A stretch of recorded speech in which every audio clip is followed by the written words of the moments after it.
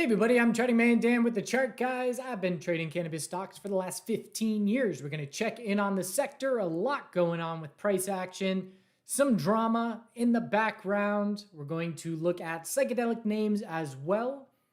Going to talk about some trade reviews, show you how I trade this volatility that we're getting on a daily basis recently.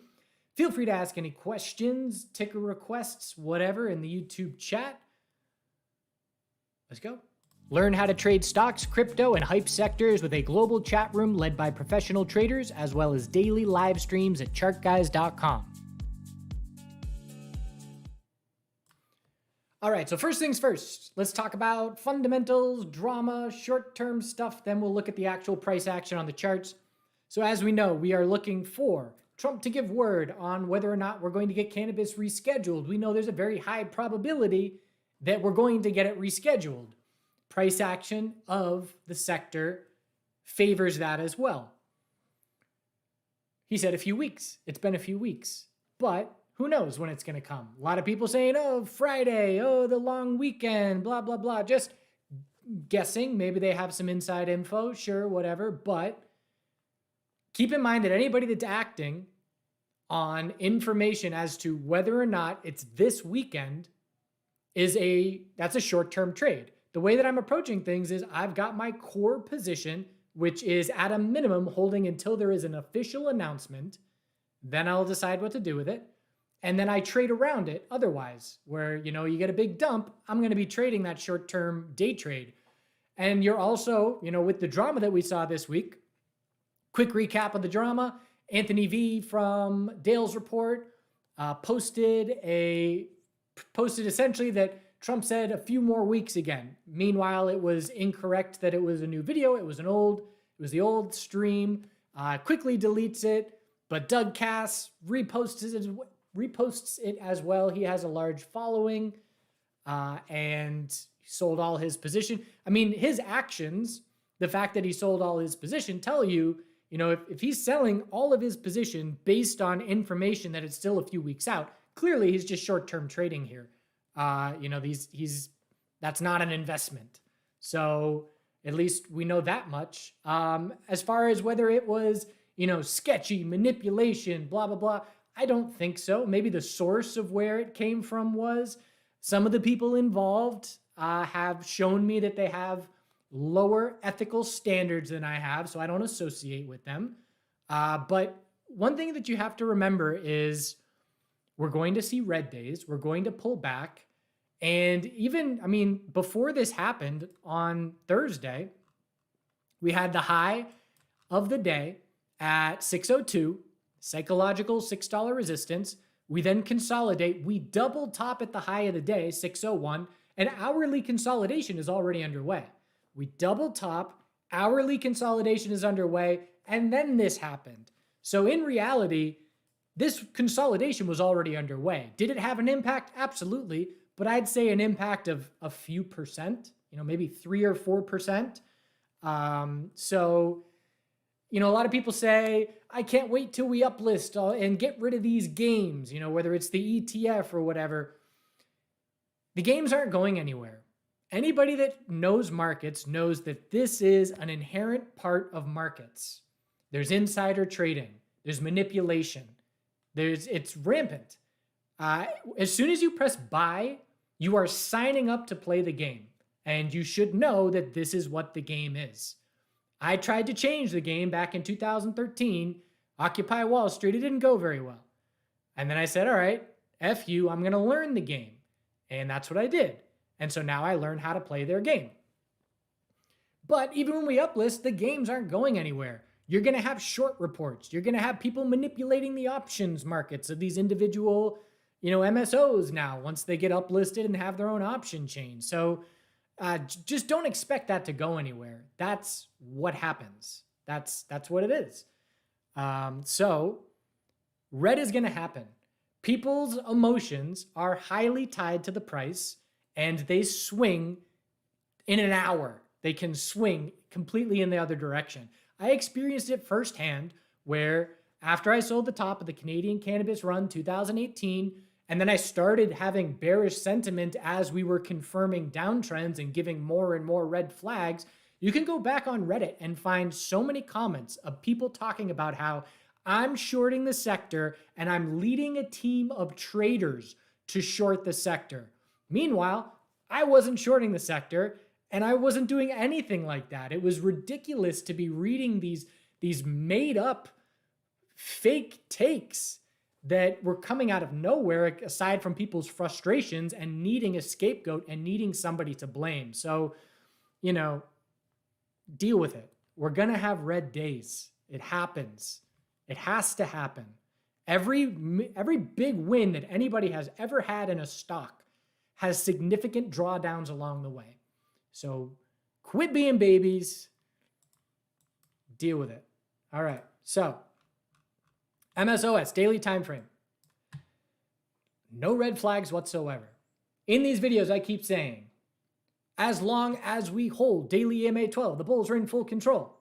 And since this most recent leg got going, when things really heated up to start the month, we held it, and then today we held it again. If we do not get an announcement over the weekend, I do anticipate further consolidation will come because, again, impatient people or people that have, let's just say a nice round number, I've got 10,000 shares of MSOS and 5,000 of it is a core swing and 5,000 of it is short term. And then we don't get news and Tuesday rolls around. Maybe I sell that 5,000 and I'll say, okay, I'll sit through consolidation with my core position, but not my short-term position. So I do anticipate that if no news by Tuesday, we'll pull back a bit more, keeping in mind that on this chart, anything above 434 is just a daily high or low. And I'll read all your comments here in just a bit once I'm done my spiel, and thanks for the likes along the way. So the low today was down at 518.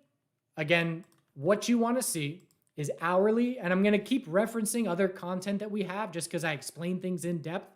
So for example, back burner trades. I make the majority of my profits as a trader with something that I call back burners. Google or go to our website, Chart Guys Back Burners. There's a whole video explaining it. But to sum it up really quickly, hourly oversold marking daily higher lows is a back burner, which indicates a strong uptrend. And that's what we've been seeing. You also see 5-minute oversold mark hourly higher lows. We saw that multiple times on the way up. And there are short-term traders like myself and other people that I trade with in our chat room who are acting on these shorter-term timeframes and day trading. And again, at the end of this video, I'll give some examples of how I am day trading the drops, like the drop this morning. I grabbed 3 buys this morning and I was selling this morning as well. I'm day trading. So we know $6 is a key resistance level, 602. The gap to fill to the upside from the vote dump is 682, 683. So those are the two levels that we care about here in the short term. And again, even if Tuesday rolls around and we don't have anything from Trump and we do pull back further and we break 518, I'm still going to be looking at anything over 433 as a daily higher low. One possible way that things could shape up is we pull back, we set a daily higher low compared to that level, and then we have to be cautious of a daily head and shoulders kind of pattern. We take it one day at a time, but I look at the weekly chart and I remind myself we have literally gone straight up with a higher low every single week for 2.5 months to the tune of 200%. That is not sustainable. The only way that we're going to head higher from here without weekly consolidation is if we get a rescheduling announcement. If we do not get a rescheduling announcement, we will see weekly consolidation. And we'll look for a weekly higher low. And when I say consolidation is healthy or not, sideways consolidation, always healthy. Like HITI, we'll look at it in just a minute, healthy. You gauge healthy by retracement size. Google, Chart Guys, Fibonacci's. That's a whole video explaining retracements, but on this weekly time frame, let's just say tops in and we get no announcement, 602, and next week's a red week. Then I would say anything above 451 is a very healthy, that's a potential bull flag if we hold 451. If we drop down to 4, then we need to be a little bit more concerned. But that's just an example. We can drop 20% from where we closed today and still be very healthy on the weekly time frame. So the core positions that I have that I am holding until we get an announcement at the least, I know that I may be sitting through 20% of a drawdown. We're going to talk about psychedelic names in just a bit, but I've got an ATAI position that's up over 100%. I sat through a 24% pullback in 3 days right here. You have to sit through these drawdowns to see big gains. That's just the way that markets work. In the short term, we got a new resistance level, 577. Little support down at 548, 549. But again, it's, do we get an announcement before Tuesday or not? If not, I anticipate that we'll come back down and test 518 support early to start the week. We also got to keep an eye on the broader market. The broader market, right now we're in as ideal of broader market picture that we could hope for in terms of getting an announcement, because we're seeing bulls in complete control all year. You've got the S&P 500 hitting all-time high after all-time high. We did weaken a little bit today. Bulls are slowing a little bit. Got to keep an eye on that, because if we get fear in the broader market, cannabis and psychedelics will drop with it. Again, rescheduling will offset that. But without rescheduling, a little bit of fear in the broader market leads to a significant amount of fear, because these are the highest risk, highest reward sectors. So, are you going to sell off your Apple, or are you going to sell off your, little psychedelic name? Most people sell off their little psychedelic name. So we just have to keep that in mind. Still just fine. But, if the S&P 500 is down 1.5% next Thursday or whatever, this sector is going to pull back pretty significantly with it. We just got to keep that in mind. This isn't a little bubble. I know a lot of people are in their cannabis bubble, but there's a lot of factors at play as far as things that influence this sector.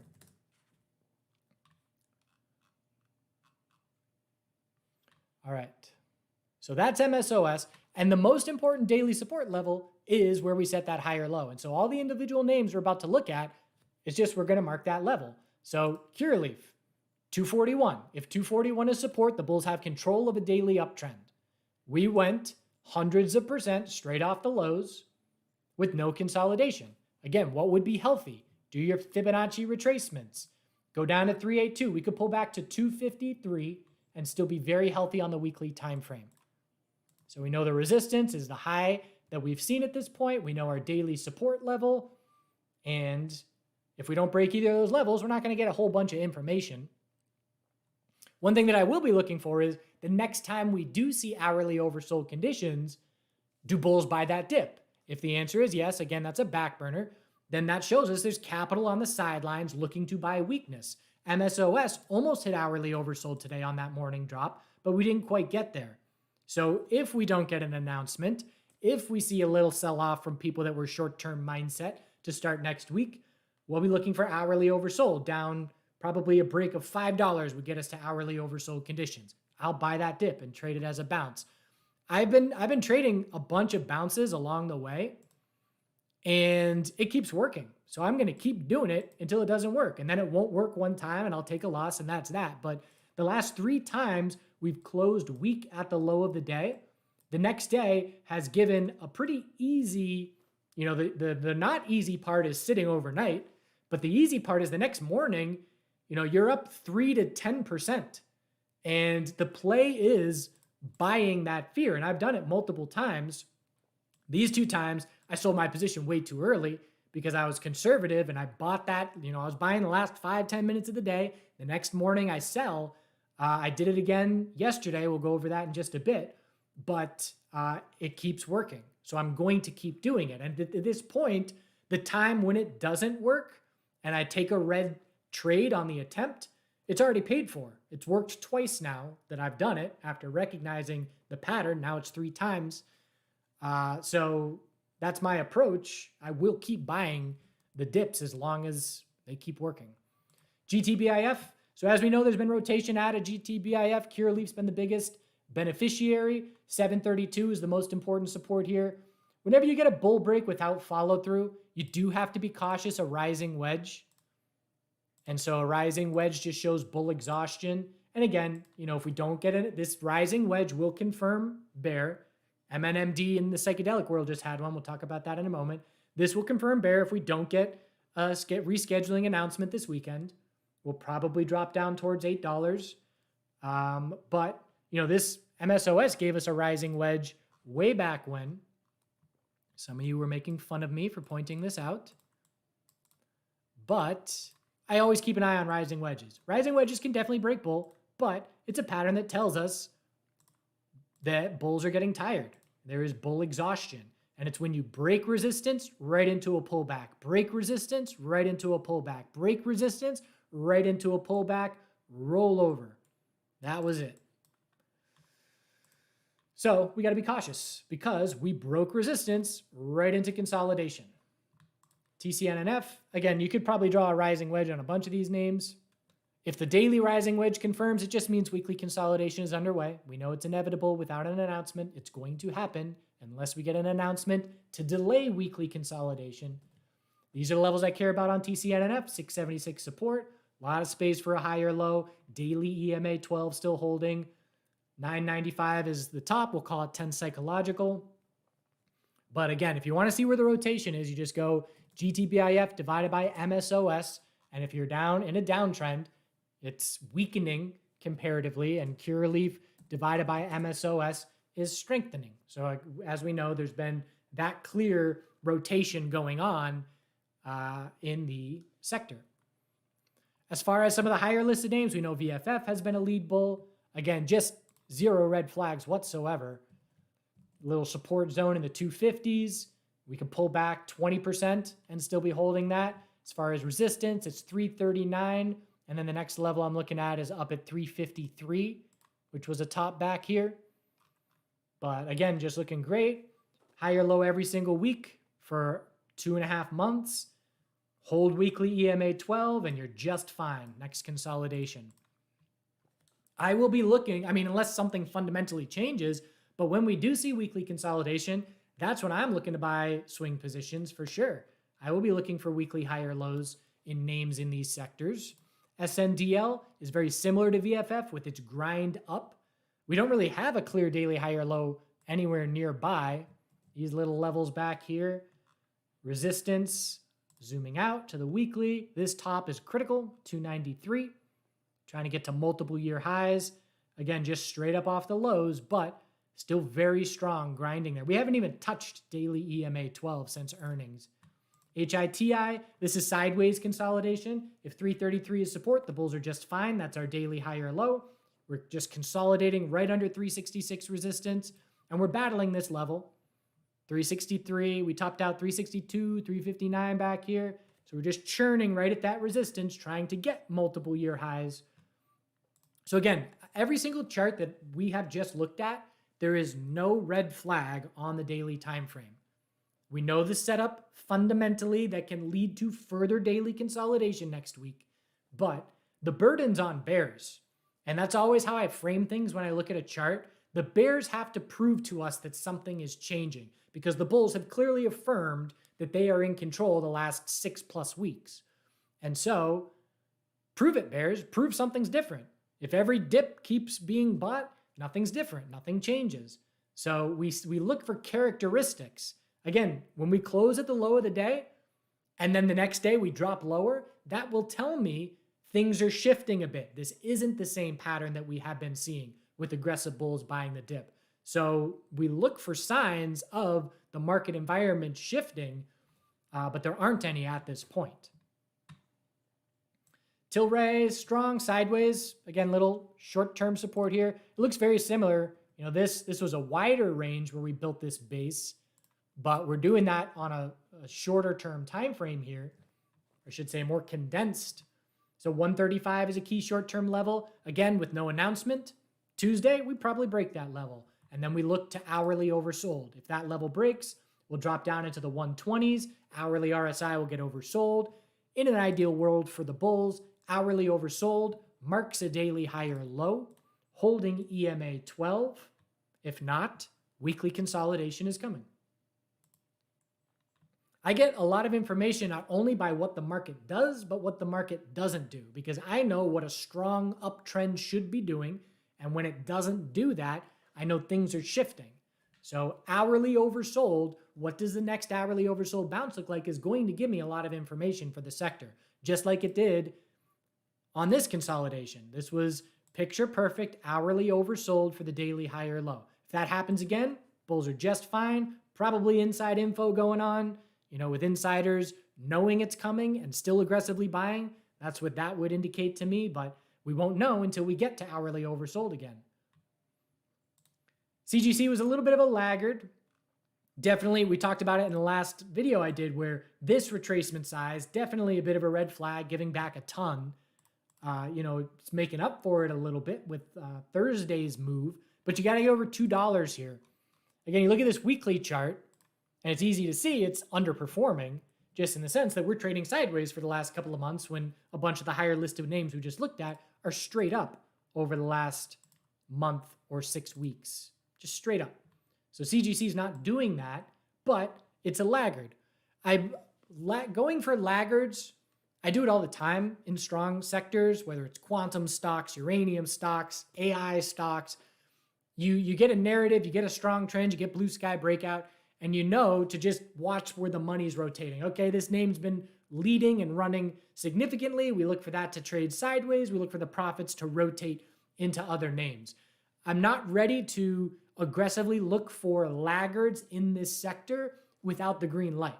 Give us the green light, give us the rescheduling, then I will look for laggard plays more aggressively. But, CGC was a laggard play in terms of, the opportunity on Thursday compared to anything else in the sector. So there are signs of some laggard type of action, but I just don't confidently have the laggard mindset until more proving is done. All right, we'll stay on the theme of cannabis here. I'll take some requests, and then we'll go to psychedelics, and then I'll show my trade reviews. But I'll do a couple tickers here first. As I watch the likes go up as you click the button, because it's Friday and we're having a good time.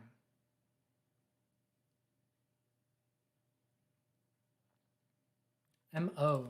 Just curious, I haven't looked at this in forever. Yeah, strong trend. Nice weekly move. Yeah, MO looks fine. All-time highs, definitely.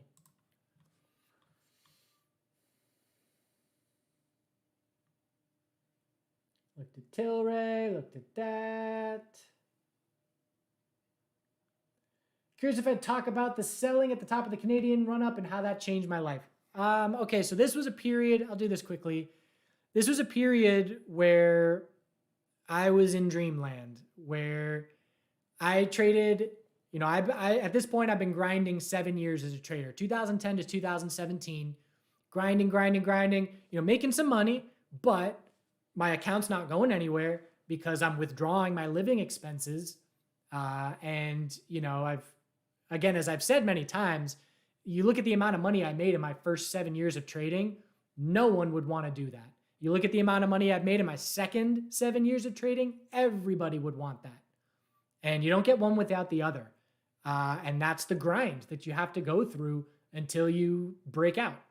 And so I was grinding. I saw the opportunity in crypto. I went aggressive. I went for it and ended up making, in 7 months, from May 2017 to December 2017, made like 3,000% or something. I was going for 100%. That was my goal. 100%, get a down payment for a house. 3,000%. Can buy multiple houses. How is this real? And then we reached a point where, okay, Bitcoin's topping out. The euphoria cycle's over. I know to take my profit because I've lived through penny stock pump and dumps in cannabis stocks. 2013 was a big one. I learned all the lessons. So I didn't make the lessons when big money was at stake. I then saw the setup where the narrative and the price action of Canadian cannabis, and I just couldn't believe it. Are we really about to top out on this run of a lifetime straight into cannabis stocks running? And I can just roll over my profit. And I literally had to sit there and say, this is too perfect. What am I missing? I was trying to poke holes in my thesis, and it just was perfect. And so I took over profit, 2,000% of the gain that from 7 months, and then I doubled that profit again, that size. So in the span of a year and a half, it was like 6,000% gains or something. Just something stupid. Something that I don't advertise, right? join the chart, guys. I made 6,000% in a year and a half. I can back that up and prove it, but that would be, again, we talk about ethics, right? That's not expected results. That would be me being sleazy to use that as an advertising point, because you're not going to make 6,000% in a year and a half with the chart, guys. So I sold the top because I saw sell the news. I didn't think it was going to be a long-term top. I just knew that it was probably going to be a short-term top. And I saw the sell the news setup. We're just going straight up. I had just seen it in crypto. I had just sold into crypto, not nailing the top, but taking my profit along the way to ensure that I don't give it back. And so I just did the same thing in cannabis and sold, I was all out before the first legal sales day because I thought that would be the temporary top. And then over time, it became more and more clear that was a long-term top. And again, I was the bad. Reddit hated me. I still don't go on Reddit anymore. Reddit weed stocks, they turned on me so fast because I was out, and then turned out I made the right decision. That made them even more mad. Even now, people will post my videos on Reddit weed stocks, and there's just always people talking shit. I don't know what more I can do besides have the track record that I have. Anyways, I've given up caring, obviously, at this point, but that's the nutshell story. AGFY. So AGFY, I'm not going to pretend to understand the fundamental shift that is going on here with this and Green Thumb, because that for me is a waste of time. I'm not an investor. I'm a trader. It doesn't matter to me. But worth paying attention to, obviously. It's all about 84.44 is the most important level here. Again, we just tightened up for a really long time. The volume obviously has to stay high. Let's see. We traded, 7-8 million there Thursday, 4 million today. So keep that volume up, because these days where you have $150,000 traded, that's nothing. That's a joke. You gotta have the volume to get people interested, to get traders interested, to get market makers interested. There's a key resistance level here. We broke it. That's good. 36.27. So this is the new most important base of support, 27.45.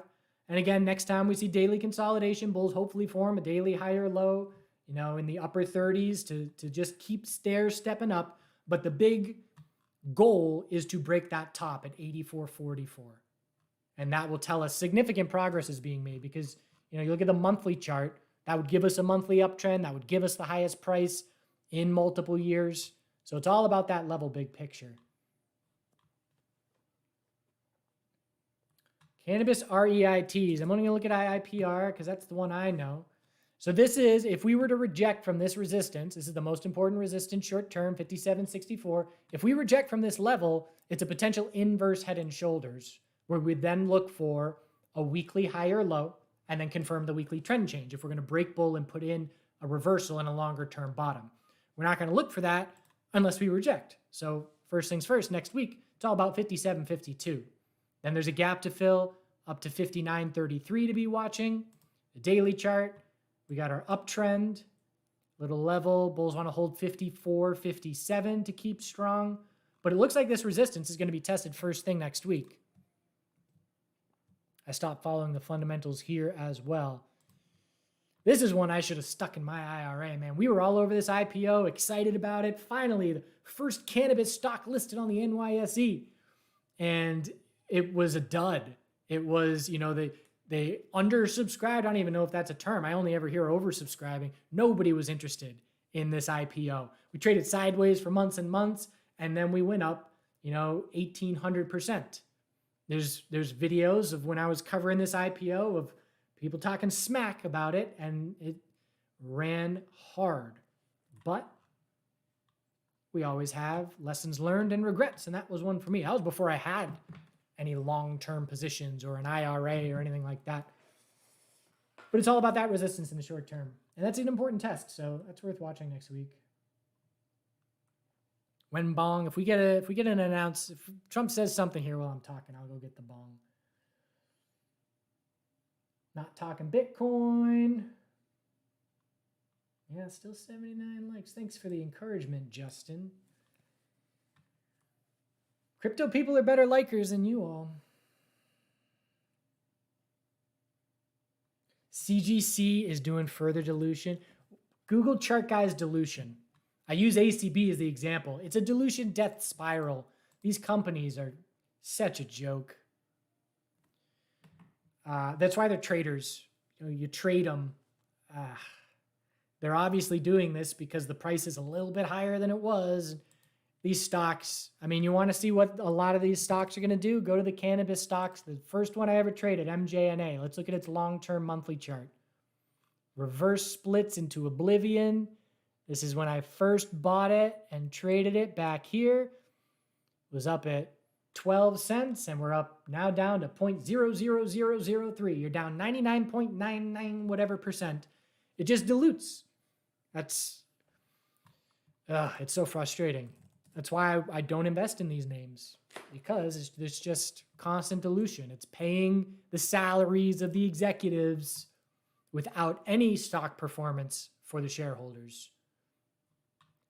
Educate yourself about dilution, convertible debt.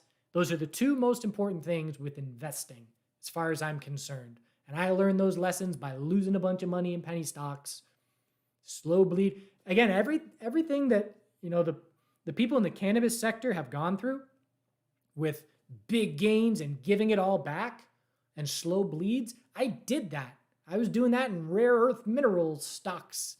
I had $7,000. I made $42,000. That's huge money when you're 21, right out of college and road tripping around the country. It's like I just made my used car in one day. That's insane. But I gave it all back because it was just a convertible debt dilution scheme scam company. And I didn't know what that was. And I learned. And I never made that mistake again. And that's the goal. Every lesson you learn in markets, you don't repeat that mistake again. And you consistently improve yourself and ideally your financial life over decades. Planet 13, I forget their ticker, PLNH, nailed it. So again, yeah, giving back too much. That was earnings, it looks like. So again, you look at your retracement size. We gave back 70% of the move. That's not good. That's too much retracement. So the most important level is the low of that reaction. We've got resistance, a couple levels to be watching. So 26 support, 32, 33 resistance. We're not going to get any information until one of these levels breaks. Break resistance, and we'll look up at a gap filled of 41, break support, and it's a major red flag.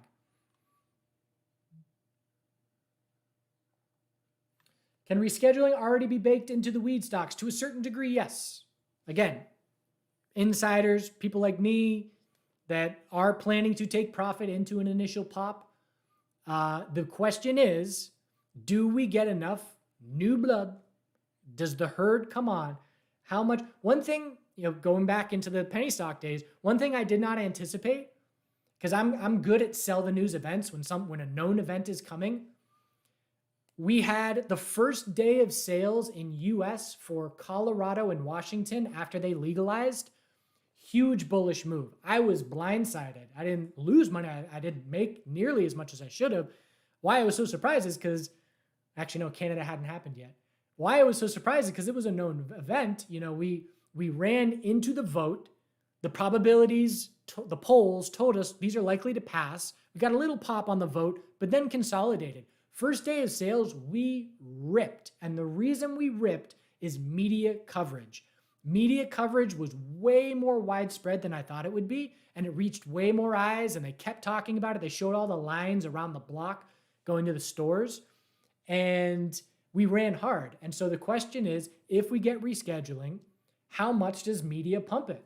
Do we have Wall Street bets talking about it? Do we have CNBC segments multiple times during the week talking about it, having guests on, highlighting the tickers, the right tickers on the screen? These are things that we don't know if that's going to happen. If it does, the new money that comes in will offset the money that is front running right now. If not, if it peters out and doesn't get a lot of attention, then it won't be enough to offset it. And the pop that we top out at on the initial reaction will be the high for a while. Maybe that then leads to weekly consolidation. So I'm not going to pretend to know what the media coverage is going to be like. because that would be dishonest. I have no idea. Again, my motto is just one day at a time. Every single day, every single hour, we get new information and we react to that information. And so I have no idea what the media coverage will be if we get a rescheduling announcement. And that will be the biggest and most important factor into how much new money comes in. And, people saying, well, institutions are now going to be interested. Okay, that may be the case, but they're not all rushing in one day. Maybe that's zoomed out, talking multiple months or years or whatever. That's fine. For me, it's a shorter term mindset, because I'm not going to sit through a 40% drawdown.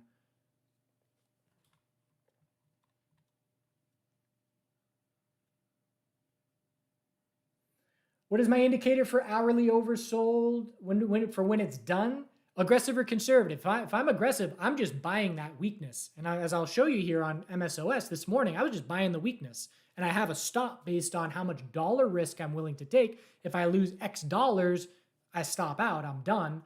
A patient bull waits for the 5-minute uptrend to confirm, and then that's likely the hourly high or low being set. But in a back burner scenario, we act as aggressive bulls and we buy the weakness before we get signs that bulls are showing up.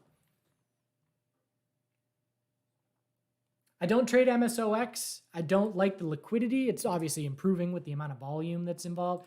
But honestly, anything that has gaps on the 5-minute time frame has poor liquidity for me. And also the fact that with my day trading account being all cash, I've got all the cash that I need. If I had limited cash, then I would be using the leveraged ETF to get more bang for my buck. But that's not where I'm at. I can have as much MSOS as I want, and I'll just buy twice as much as opposed to buying MSOX and dealing with the lack of liquidity and the time decay. Time decay is a massive factor here. Look at where we're testing right now. So today, MSOX hit the high, which is where we were December 2nd. MSOS today, or I should say this week, hit the high. If we were trading at where we were December 2nd, we would be down in the low 4s. That's just perfect visual of time decay on MSOX. So it's only for short-term trading. MRMD, I can't say anything about long-term investments. I'm not reading balance sheets. I don't know the debt dilution deal. What I do know is on MRMD, there's not nearly enough volume for me to care at all. This week we put up, $140,000 in an entire week. You got to be putting up $140,000 in like 10 minutes for me to be interested. So you could 10x its volume. It's still not enough for me to be interested.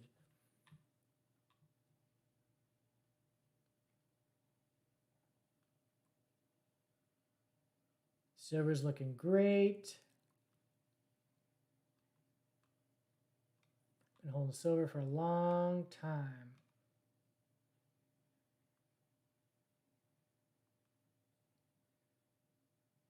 If there is an announcement, it depends if it's after hours or regular hours. If it's regular hours, we pop, MSOS will halt. I don't know how much follow through we will get. I will be taking some profit into a halt, surge, run up. It all depends. If the announcement were to come at 10 a.m., it's completely different than 2 p.m. Anytime there's an announcement, I hope it's in the afternoon, just because that means less people can react to it.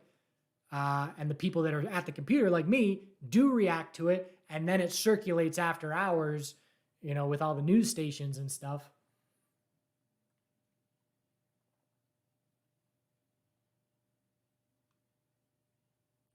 I have not found any reliable relationship between cannabis and crypto correlations.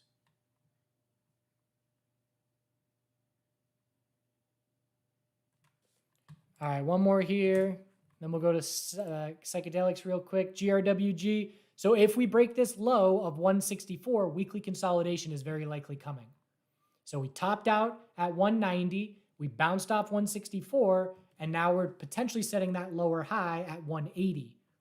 And so if we drop down and break 164, we're shifting momentum. Weekly consolidation will be underway. And we'll watch the retracement size as we scout a weekly high or low. Bulls want to hold previous resistance as support to try and set the weekly higher low.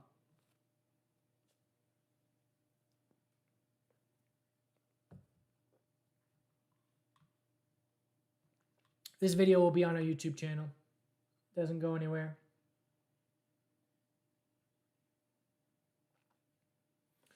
And I did have goats. Mary.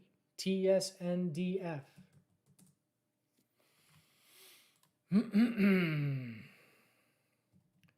So little higher lows on the way up. This is a support. This is a little support. Bulls are hoping that's a new higher low at 101. Again, just like Tilray. $1. Look at this resistance. We topped out at 99.5, 99.8, $1. It's tough resistance. You get over it. Now it's trying to hold as support. So bulls definitely want to keep maintaining $1 as support. And resistance, 125, and then up to 130 is a level. But hold that $1 support if you're going to see the bulls keep full control. All right, quick rundown on psychedelics. I did take a little profit today in MNMD. MNMD was giving us a red flag. So MNMD started the week really strong, or that was Monday. But look at the big upper wick. Bull break, straight into consolidation. Bull break, straight into consolidation. As soon as I see that candle, ugly profit taking daily rising wedge watch on the inability to establish new support today. So we get the red flag. Right? I'm reacting to the price. I'm not predicting a rising wedge before that candle. That candle gives me the information to tell me, hey, you need to be watching about a top here. That's a volume climax, and that is not the way you want to break resistance. So I sold some position on the support break because we confirm a daily downtrend. We enter weekly consolidation, and it's a rejection and a failure to get over this major resistance zone yet again. We've been struggling at this zone for a long time. We pop over it. We dump right back below it a few hours later. Again, you got to pop over it and then hold it. Previous tough resistance has to hold as support or it's a red flag. So I sized down on MNMD. ATAI still looks fine. The daily looks fine, but look at that weekly candle. We can very easily start weekly consolidation here. So I want to see the bulls hold 360. But we are seeing the psychedelic sector, after having a great couple of months, we're losing a little bit of momentum. Bulls are tiring a bit. Maybe we have to see monthly consolidation. I don't know. We just ran straight up 500%, 450% since last monthly consolidation on ATAI. So I was enjoying the psychedelic space before the cannabis space gave me the go signal. Then my focus shifted to cannabis, but I do still have some longer term positions here. But again, it is shaping up. CMPS, again, same thing. Look at this resistance zone. Reject, reject, reject, reject, reject. And then yesterday, reject, weak close. It's looking like bigger picture consolidation may be coming. If you're watching psychedelics, you also got to watch the biotech sector. The biotech sector may be a daily head and shoulders. If we confirm a daily downtrend, that's going to put further weight on psychedelics. So it's looking like psychedelics are shifting a bit. And so we just have to prepare for that. Maybe size down a bit into position sizes where you are comfortable sitting through a 30% pullback. Because again, ATAI, the only reason I got 100% plus gain is because I was willing to sit through 15% pullback, 25% pullback. And then you take some profit.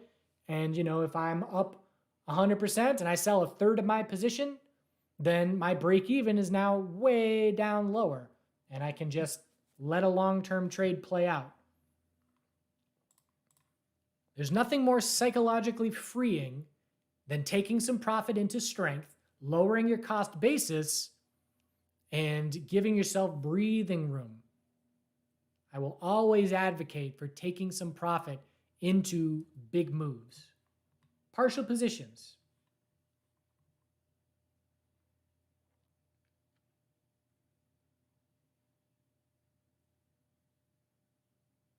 Let's check back in on CGC real quick.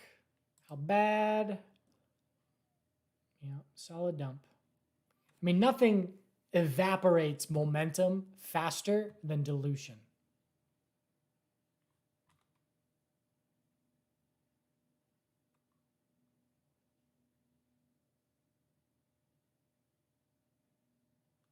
Looked at Planet 13.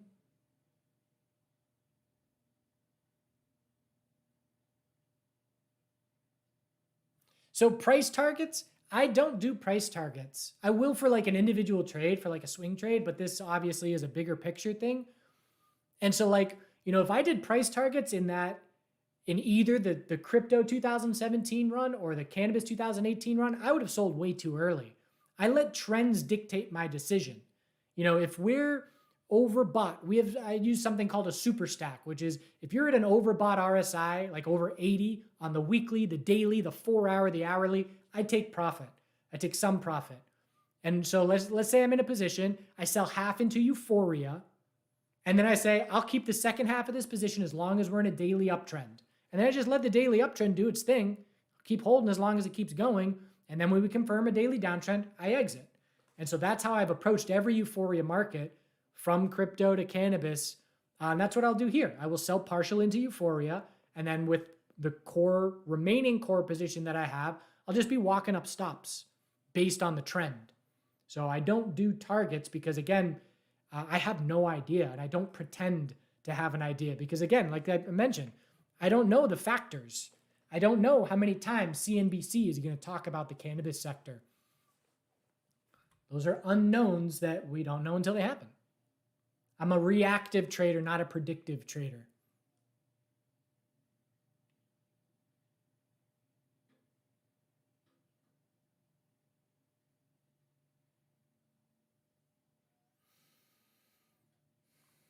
Yeah, again, just full transparency. I'm not investing at all in any of these names. That's my skill set is trading.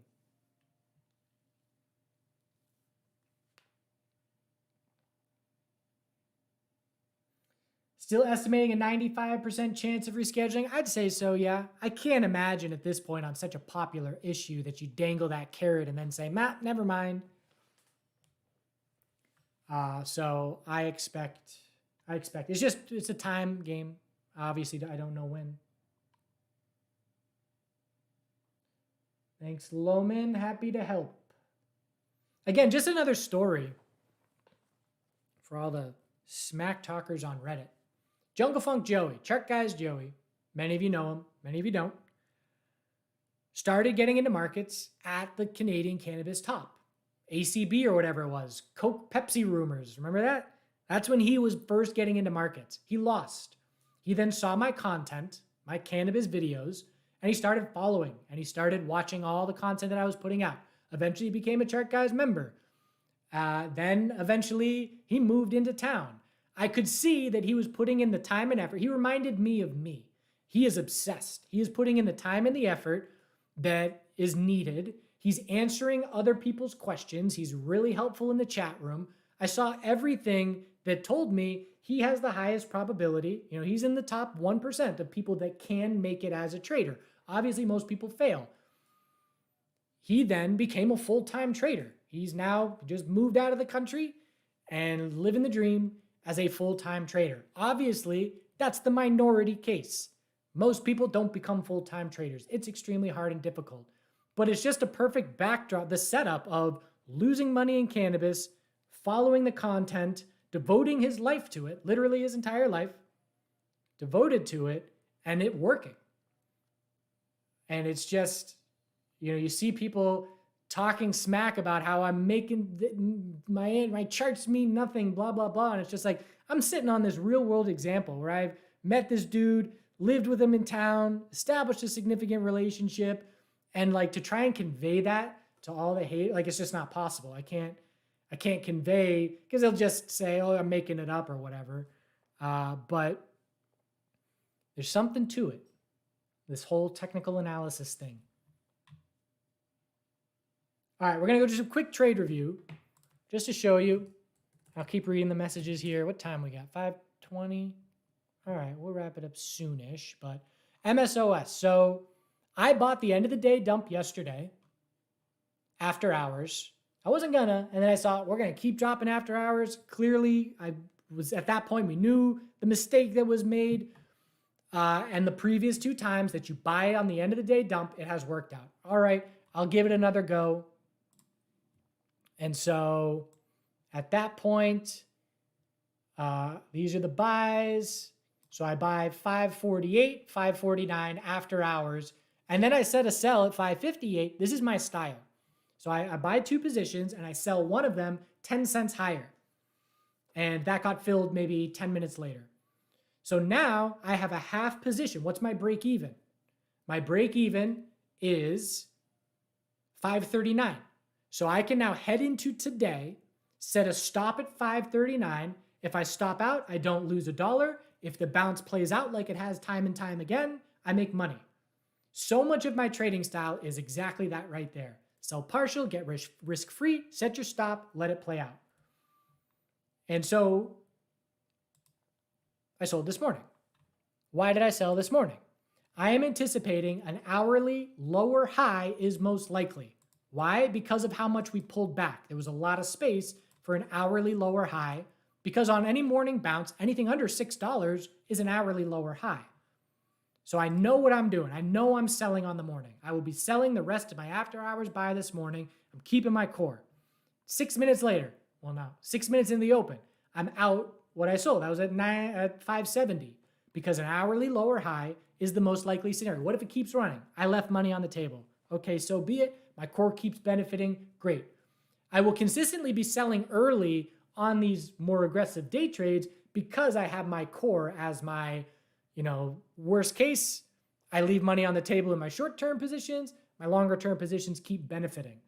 So that had me out that trade. We then dump. So, okay, let's reload it. I'm buying it back. So then I buy 528, 520, 519 because I'm recognizing the extremes and I think it's overdone and the thesis of the potential for the weekend headline is still there.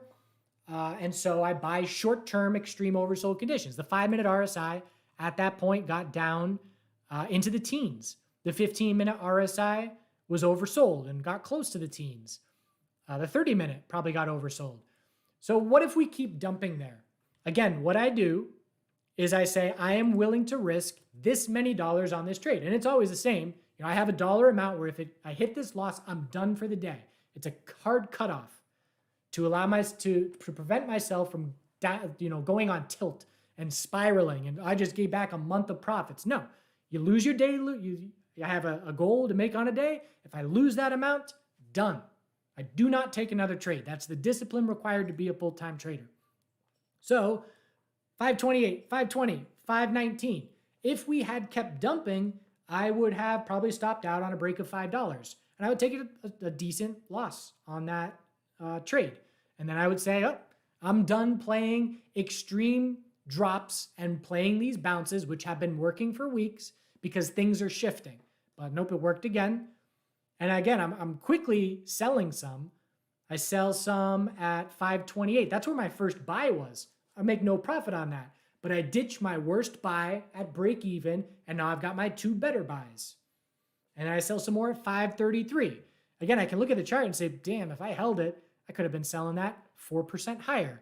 But I break even 528. I sell at 533. So now the position that I have left, let's say that's a 13-cent gain on my 520 buy. So now my break even is 506 on my last remaining position. I can stick a stop at 506 and hold it until that level hits. And I stop out and don't lose $1. Or I can say, I have as much swing position as I want. I don't want more size. I'm just going to sell it and lock in the day trade win. And that's what I ended up doing. And so, I make 2% on that trade, 2.5%, 3%, whatever it was. Nothing crazy, right? Nothing I'm writing home about, but I offset. If it's, if that day trade size is the same as my core, I just offset 3% of weakness. So if we were to close 3% down today, my account closes break even. That's the way I approach things to utilize my day trading skill set to try and offset things around a swing trade position. So I will keep buying short-term oversold. I'll keep doing this exact same thing because it keeps working. And there will come a time where it doesn't work and I will take a loss and then I'll be done with it. I won't be done with it, but I'll readjust and not be doing what has now failed to work.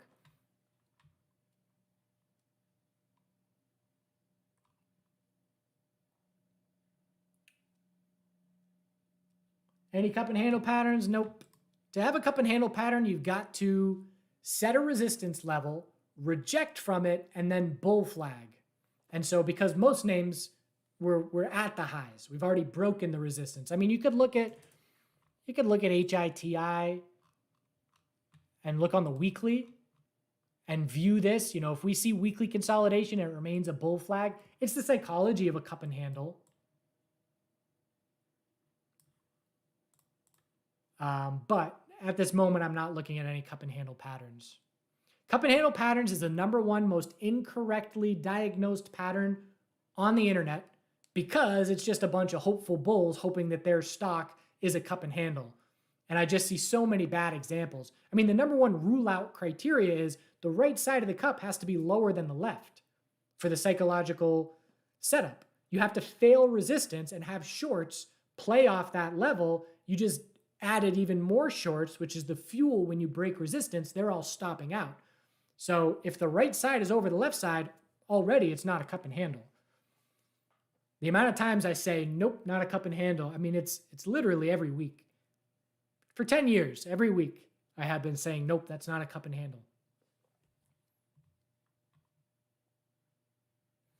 If we get a rescheduling announcement over the weekend, we gap up on Tuesday. Whether we gap up 20% or 50% determines how I'm going to react to that gap up. And again, I have no idea. I would get that information pre-market Tuesday morning and then establish my game plan based around that.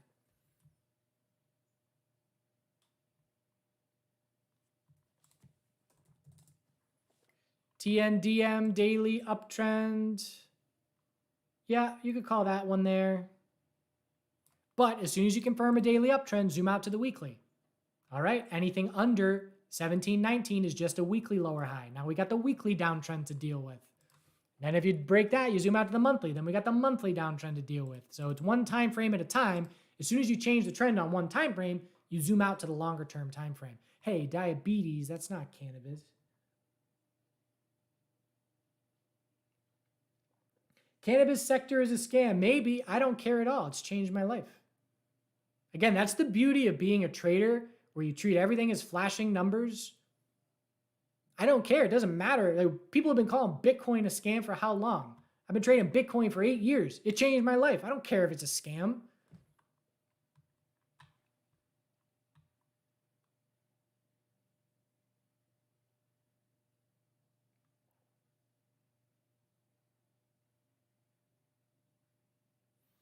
CGC, if that dilution was already announced, I mean, what's the new information? Do they say what price it was at? I'm not going to be able to answer instantly here. Well, no, it says they just filed. I would have to use AI. This is the kind of thing you use AI for. But I'm not going to be able to answer quickly here. I would have to look into it. At the market? No, it says new. Establishing new 200 million at the market program to strengthen its financial position. No, to screw shareholders and pay your bills. It says new. All the headlines say new. So I don't know. CRLBF. I stopped looking at it because LBF. Because its volume has been so low. Again, on a daily basis, its average is 3 million. Look at this wall. This is the level. This zone is the zone. 260 to 277, major tops. If we don't get over that, we're not making any long-term progress on this chart. You've got to get over that level.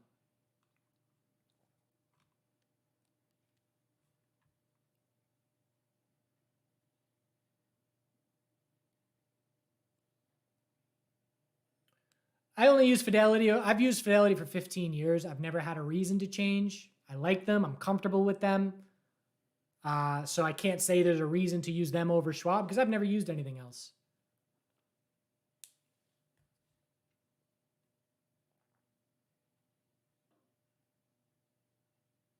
What do I think of MSOS options? I mean, it limits your downside. You can only lose You just put in whatever you're willing to lose.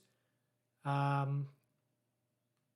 don't trade options. I have in the past. I really didn't like being right about a move, but if my timing, if I didn't get it in the right time window, I lose money. I really didn't like that.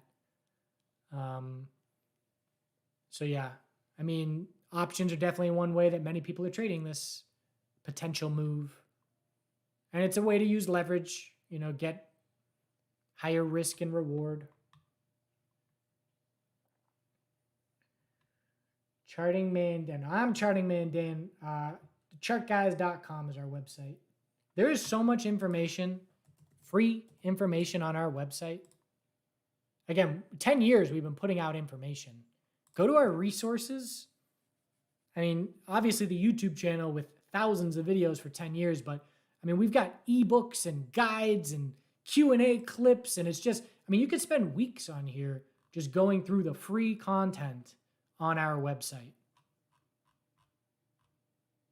Free intro to TA course. Again, if you're not, just because you're not trying to be a full-time trader, because you don't have 5,000 hours to put in, doesn't mean that you cannot benefit from TA, even as an investor, being able to identify trends. Put in a couple hundred hours over a year or however long, it will improve your financial literacy. We live in a world where we have all this information at our fingertips. Back in the 90s, the 80s, 70s, the game with the financial Wall Street type was, this stuff's too hard for you to understand. Give me your money. Let me do it for you. That's not the case with the internet. We can learn anything that they know. And we can take financial control of our situation and steer our own ship. So you talk about freedom, being a full-time trader, the freedom is steering your ship. Yeah, it's nice to be able to be your own boss and all of that, but having full confidence in steering my financial ship, not relying on anybody else, is the freedom.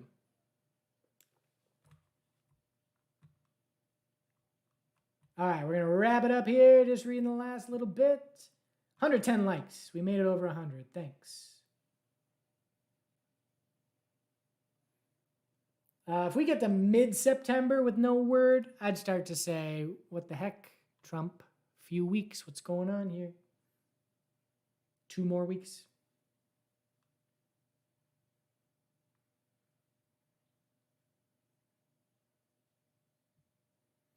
Glad to hear it, handy neighbor.